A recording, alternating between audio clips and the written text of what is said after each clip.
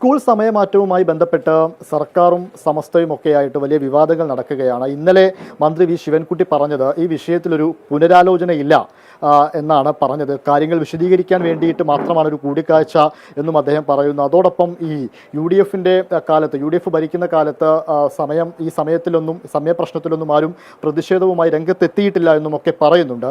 ഇപ്പോൾ സമസ്ത മുഷാവറാംഗമായിട്ടുള്ള ഉമർ ഫൈസി മുക്കം മാതൃഭൂമി ന്യൂസിനൊപ്പം ചേരുകയാണ്. ഇന്നലെ ഒരു ചർച്ച ചെയ്യാമെന്നൊക്കെ മന്ത്രി പറഞ്ഞിരുന്നു. ഇപ്പം ഇന്നലെ ശിവൻകുട്ടി പറഞ്ഞത് അതിലൊരു പുനരാലോചന ഇല്ല എന്നാണ്. അങ്ങനെ അദ്ദേഹം പറയില്ല എന്ന് നമ്മൾ കരുതുന്നത്. അതെന്താ പറഞ്ഞ സാഹചര്യം എന്നറിയില്ല. നേരത്തെ അദ്ദേഹത്തിൻ്റെ ആ പരാമർശത്തിനെതിരെ നമ്മൾ ജിഫിരി മുത്തുക്കോയ തങ്ങൾ വളരെ നല്ല ഭാഷയിൽ പറഞ്ഞിരുന്നു. ഒരു മർക്കടമുഷ്ടിയൊന്നും പാടില്ല, ഇതിനോട് സഹകരിച്ചുകൊണ്ട് പോകണം തന്നെയാണ് സമസ്തയുടെയൊക്കെ നയം എന്ന് പറഞ്ഞപ്പം അദ്ദേഹം മാറ്റി പ്രതികരിച്ചിരുന്നു, ചർച്ചയാവാമെന്ന്. അതിനെ നമ്മൾ സ്വാഗതം ചെയ്യുകയും ചെയ്തിട്ടുണ്ട്, തങ്ങളടക്കം സ്വാഗതം ചെയ്തിട്ടുണ്ട്. പിന്നെ അങ്ങനെ ഒരു മാറ്റിപ്പറച്ചിൽ നമ്മൾ ശ്രദ്ധയിൽപ്പെട്ടിട്ടില്ല.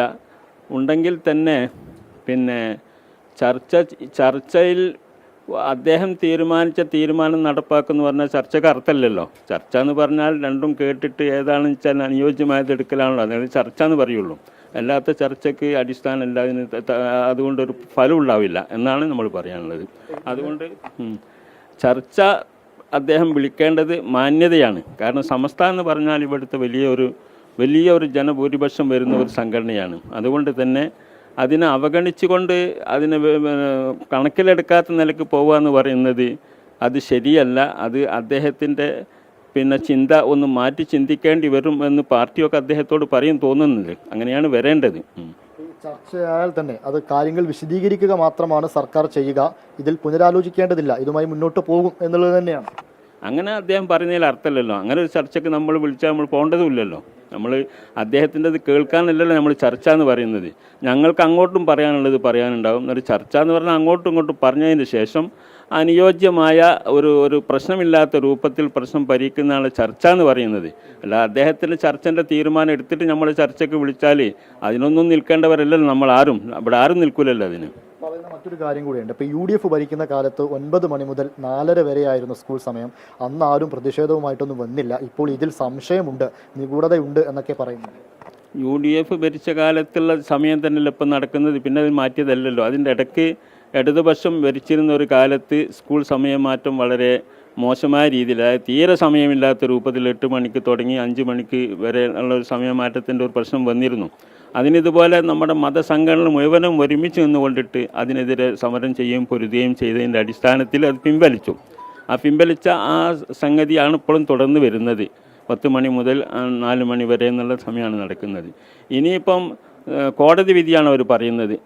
കോടതി വിധി ഉണ്ട്, അതുകൊണ്ടാണ് ഞങ്ങളങ്ങനെ ചെയ്യുന്നതെന്നാണ് പറയുന്നത്. കോടതി വിധിക്കും പരിഹാരമായിക്കൊണ്ട് കുറച്ച് ശനിയാഴ്ചകൾ കൂട്ടിയെടുക്കാമെന്ന് പറഞ്ഞിരുന്നു.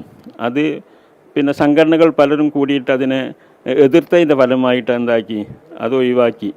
അതിന് പകരമാണ് ഇപ്പം എന്താക്കിയത്, ഇത് വെച്ചിരിക്കുന്നത്. ഈ വെച്ചിരുന്ന 1/4 മണിക്കൂർ മുന്നിലും 1/4 മണിക്കൂർ പിന്നിലുമാണ് വെച്ചിരിക്കുന്നത്.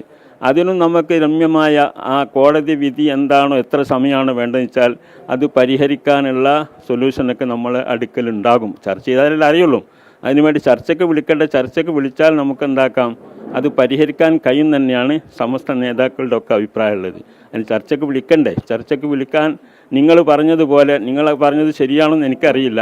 അങ്ങനെ അദ്ദേഹം പറഞ്ഞാൽ അതൊരു ചർച്ചയുടെ സ്വഭാവമല്ലല്ലോ. അതുകൊണ്ട് അദ്ദേഹം ഒരു തീരുമാനം എടുത്തിട്ട് അയാൾ അംഗീകരിക്കാൻ വേണ്ടി ചർച്ചയ്ക്ക് വിളിക്കുന്നത് ശരിയല്ല.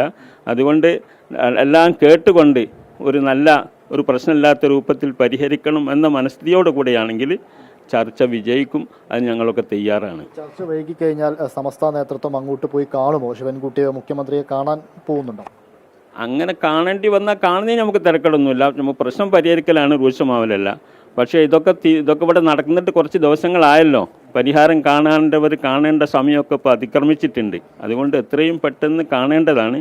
കണ്ടില്ലെങ്കിൽ മറ്റുള്ള വഴികളൊക്കെ നമ്മൾ ചിന്തിച്ച് വെച്ചിട്ടുണ്ട്. നിങ്ങളൊക്കെ അറിയുന്നത് പോലെ തന്നെ ഒരു പ്രശ്നത്തിന് പരിഹാരം ഇല്ലെങ്കിൽ സർക്കാരിനെ എങ്ങനെ നേരിടണം എന്നുള്ളത് നമ്മൾ ഉണ്ടാക്കിയിട്ടുണ്ട്. അതിന് ചില തീരുമാനങ്ങളൊക്കെ വെച്ചിട്ടുണ്ട്. അത് ആ നിലക്ക് പോകേണ്ടി വരും.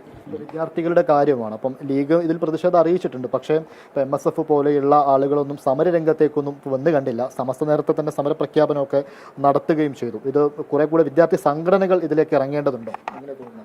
അതായത് മതപരമായ വിദ്യാഭ്യാസം എന്ന് പറയുന്നത് അത് കൈകാര്യം ചെയ്യുന്നത് സമസ്തയാണ്. അതുകൊണ്ട് തന്നെ സമസ്തയാണ് അതിന് മുന്നിൽ നിന്ന് പ്രവർത്തിക്കേണ്ടത്. ആ നിലക്കാണ് സമസ്ത ഈ കാര്യത്തിൽ തീരുമാനം പറഞ്ഞത്.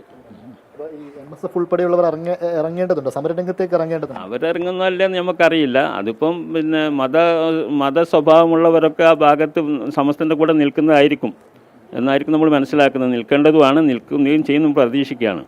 സർക്കാർ തന്നെയും ഈ വിദ്യാഭ്യാസ മന്ത്രി പറഞ്ഞ ഒരു നയത്തിലായിരിക്കും എന്ന് നമ്മൾ വിശ്വസിക്കുന്നില്ല. അത് മാറ്റി പറഞ്ഞ് ചർച്ച നടത്തുകയോ അല്ലെങ്കിൽ നടത്താതിരിക്കുകയാണെങ്കിൽ നമ്മുടെ തീരുമാനം എന്താ വെച്ചാൽ അതനുസരിച്ച് മുന്നോട്ട് പോവുകയോ ചെയ്യും. അതിൽ കവിഞ്ഞൊന്നും പറയാനില്ല. മറ്റൊരു കാര്യം കൂടെ, ഇപ്പോൾ ഈ ജമാഅത്തെ ഇസ്ലാമി CPM പലപ്പോഴായിട്ട് ജമാഅത്തെ ഇസ്ലാമി വിമർശിക്കുന്നുണ്ട്. ജമാഅത്തെ ഇസ്ലാമി പലപ്പോഴും ഇതൊരു കമ്മ്യൂണിറ്റിക്കെതിരെയുള്ള പ്രശ്നമായിട്ടാണ് അവതരിപ്പിക്കുന്നത്. പലപ്പോഴും ജമാഅത്തെ ഇസ്ലാമി CPMനെ പ്രതിരോധിക്കുന്ന സമയത്ത് ഇത് ഏതെങ്കിലും തരത്തിൽ ഈ സമുദായത്തിന് വലിയ രീതിയിൽ പ്രശ്നം സംഭവിക്കുന്നുണ്ടോ? അതായത് അതിപ്പം രാഷ്ട്രീയമായിട്ടുള്ള കാര്യത്തിലൊന്നും നമ്മൾ അത്ര ഇടപെടാറില്ല. ജമാഅത്തെ ഇസ്ലാമിനെ പണ്ടേ തള്ളി പറയുന്നതാണ്. അതിൻ്റെ രൂപവും സ്വഭാവവും ഒക്കെ വേറെ ചില രൂപത്തിലാണ്.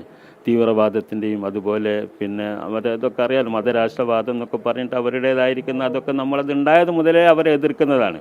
അവരൊന്നും വളർത്താനും സഹകരിക്കാനും പാടില്ല എന്ന് നമ്മൾ സമുദായത്തോടും സമൂഹത്തോടൊക്കെ അറിയിപ്പ് കൊടുത്തതാണ്. ആ നിലക്ക് തന്നെയാണ് പലരും പല പാർട്ടിക്കാരൊക്കെ നിലകൊള്ളുന്നത്. എങ്കിലും തെരഞ്ഞെടുപ്പ് വരുമ്പോൾ ഒക്കെ ചില അഡ്ജസ്റ്റ്മെൻ്റൊക്കെ പലരും ഉണ്ടാക്കുന്നു എന്നുള്ളത് ഒരു ഖേദകരമായ വസ്തുതയാണ്. പിന്നെ തെരഞ്ഞെടുപ്പിന് വോട്ടാണല്ലോ വേണ്ടത്. ജമാഅത്ത് ഇസ്ലാമിൻ്റെ വോട്ടിന് മൂല്യം കുറവില്ലാത്തത് കൊണ്ട് അവരങ്ങനെ സ്വീകരിക്കുന്നു എന്ന് മാത്രം. നമ്മളിത് പറയേണ്ടവരോടൊക്കെ പറയും. ജമാഅത്ത് ഇസ്ലാമി CPMനെ പ്രതിരോധിക്കുന്ന സമയത്ത് ഇപ്പോൾ സമുദായത്തിനെതിരെയുള്ള പ്രശ്നമായി കാണുന്നു. അങ്ങനെ പ്രതിരോധിക്കുമ്പോൾ ഇത് സമുദായത്തിന് ഏതെങ്കിലും രീതിയിൽ കോട്ടം തട്ടുന്നുണ്ട്. അപ്പോൾ സമസ്തയൊന്നും അങ്ങനെ ഒരു വലിയ പ്രതികരണങ്ങളായിട്ടൊന്നും രംഗത്ത് വന്ന് കണ്ടില്ല. ജമാഅത്തെ ഇസ്ലാമി വളർന്നാൽ അത് ആകെ രാജ്യത്തിന് അപകടമാണ്, നമ്മുടെ നാട്ടിന് അപകടമാണ്. ആ കാര്യത്തിൽ ആർക്കും സംശയമില്ല. അതുകൊണ്ട് ഞങ്ങളത് നേരത്തെ പറയുന്നു, എപ്പോഴും പറയുന്നു, ഇപ്പോഴും പറയുന്നു. അത് തന്നെയാണ് ഇത് അവരുമായിട്ട് അവരെ വളരാനുള്ള ഒരു അവസരം ഉണ്ടാക്കി കൊടുക്കരുത് എന്നുള്ളത് അതേ പറയുന്നത്. ഈ സ്കൂൾ സമയമാറ്റത്തിൽ സമസ്തയെ ചർച്ചയ്ക്ക് വിളിക്കണം, ചർച്ച ചെയ്ത് കാര്യങ്ങൾ പരിഹരിക്കണം എന്നതാണ് സമസ്ത ഇപ്പോഴും പറയുന്ന നിലപാട്. അങ്ങനെ മന്ത്രി വി ശിവൻകുട്ടി ഇതിലൊരു പുനരാലോചന ഇല്ല എന്ന രീതിയിൽ തന്നെ മുന്നോട്ട് പോവുകയാണെങ്കിൽ വേണ്ട രീതിയിൽ കാര്യങ്ങൾ കൈകാര്യം ചെയ്യും, സമരവുമായി മുന്നോട്ട് പോകും എന്നുള്ളത് തന്നെയാണ് സമസ്ത ഇപ്പോഴും ഉറച്ചു നിൽക്കുന്ന നിലപാട്. ജോം TK-ക്കൊപ്പം ഇംതിയാസ് കരീം, മാതൃഭൂമി ന്യൂസ്, കോഴിക്കോട്.